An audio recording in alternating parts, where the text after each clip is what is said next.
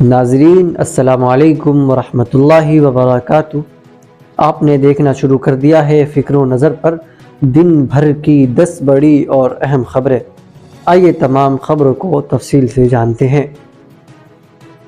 Supreme court نے مرکزی اور دہلی حکومت کے درمیان تنازع کی سماعت کی۔ عدالت کا کہنا ہے کہ اسے توازن برقرار رکھنا ہوگا اور فیصلہ کرنا ہوگا کہ دہلی میں خدمات کا کنٹرول مرکزی یا دہلی حکومت کے پاس ہونا چاہیے یا کوئی درمیانی راستہ نکالنا چاہیے۔ جامعہ رحمانی کے شعبہ صحافت میں آج جامعہ کے ہی فارغ معروف صحافی، کالم نگار اور NCERT کے کنٹینٹ انالسٹ مولانا شارب ضیاء رحمانی کا محاضرہ ہوا، جس میں انہوں نے طلباء کو صحافتی آداب، آرٹیکل، کالم، فیچر اور اداریہ نگاری پر خصوصی درس دیا۔ دوسری نشست میں سوال و جواب کا سیشن رکھا گیا، جس میں شعبہ صحافت سے وابستہ طلباء نے خوب سوالات کیے اور اپنے علم کی پیاس بجھائی۔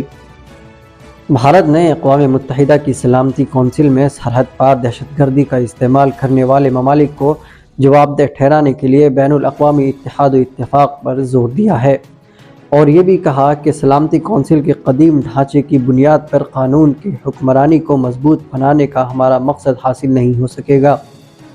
دہلی کے نائب وزیر اعلیٰ منیش سسودیا نے ایک پریس کانفرنس کے دوران مرکزی حکومت پر تنقید کرتے ہوئے کہا، مرکزی حکومت نوکر شاہی کا غلط استعمال کر رہی ہے۔ جامعہ ملیہ اسلامیہ نئی دہلی کی vice chancellor professor Najma Akhtar Rashtrapati Bhavan میں صدر جمہوریہ دروپدی مرمو کے ساتھ ملاقات کے دوران جامعہ میں فیکلٹی میں اضافہ سمیت میڈیکل کالج کے قیام کو منظوری دینے کی بھی درخواست کی۔ سعودی انتظامیہ نے جدہ سے زائرین کو حرم مکی پہنچانے کے لیے مفت بس سروس فراہم کرنے کا اعلان کیا ہے۔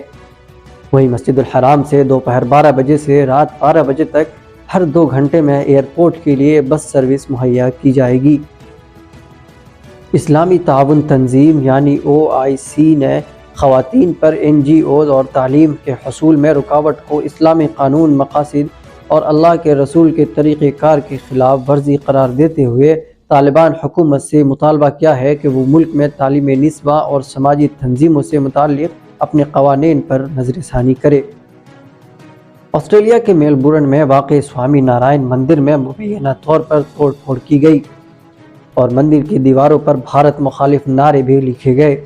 مندر کی انتظامیہ نے حملے کی مذمت کرتے ہوئے حکام کو واقعے کے بارے میں مطلع کر دیا ہے۔ ایران کے عدلیہ نے وزارت دفاع کے ایک سابق اہلکار کو ملک کے خلاف جاسوسی کے الزام میں موت کی سزا سنا دی۔ برطانیہ نے سابق دفاعی اہلکار علی رضا اکبر کی سزا کو سیاسی طور پر محرک قرار دیتے ہوئے ان کی فوری رہائی کا مطالبہ کیا۔ نیوزی لینڈ نے بھارت کے خلاف 3 T20 میچوں کی سیریز کے لیے ٹیم کا اعلان کر دیا ہے۔ سیریز 27 جنوری سے کھیلی جائے گی۔ نیوزی لینڈ کرکٹ بورڈ نے کین ولیمسن اور ٹم ساؤتھی کو T20 کی 15 رکنی اسکواڈ میں شامل نہیں کیا۔ ناظرین، خبرنامہ میں اتنا ہی، جلد ملاقات ہوگی، شکریہ۔